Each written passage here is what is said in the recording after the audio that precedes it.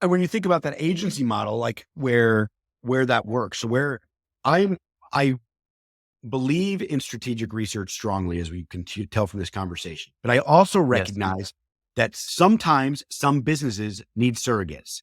They need more data than they have today, and so they'll hire a supplier side firm to come in and do surrogate research. The internal researcher should treat that like another data source. Like use that, but then build the story from other sources and evidence. So to your point, like I think it's okay to build it like a newsroom.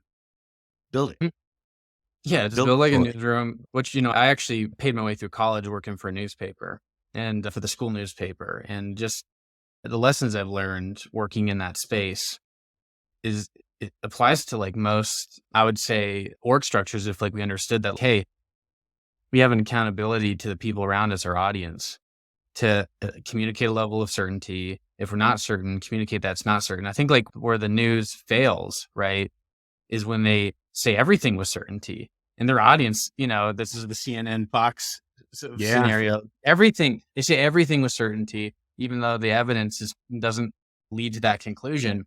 And so the kind of level of like stewardship of a news organization or even like a research organization or even a design or product management organization is because we all suffer this problem of just over communicating certainty when we've talked to one customer, right?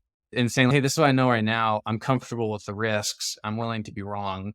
I don't think like the downside of us making this call with what little we have is going to be bad enough. It's going to blow us out of the water. But then it's saying, hey, I don't feel confident enough to make this decision. Let's make this information more high fidelity. Like that, the conversation about, hey, do we accept the risk? Yes or no? If yes, okay, ship it. If no, do more research.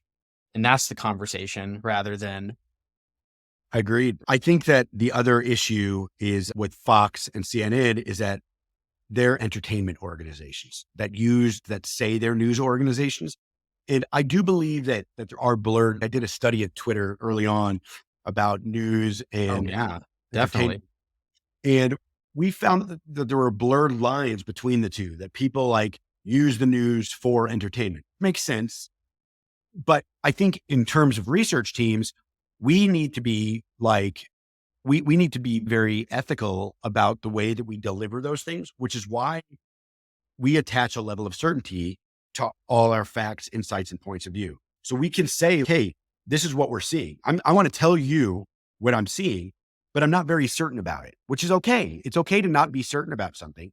And it's also okay to be like, hey, we are very certain about this. And when you have very certain things, many times when you have a high level of certainty about something, it's because you've got lots of attributable sources. Like, yes, we did interviews, we've got a survey, we've got prior research that ties into this. And tying all of those things together helps you build that high level of certainty.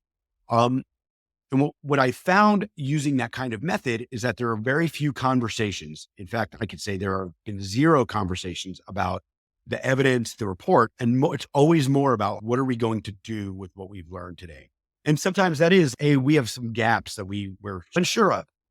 Maybe those are future stories to chase down. I think I see researchers more as investigative reporters and detectives than do academic researchers who are going out, doing a study and delivering that. I want them to move the business forward with the headline news that's important today. I don't know how we did it, Ari, but I think we've checked every box of what you do at a high level.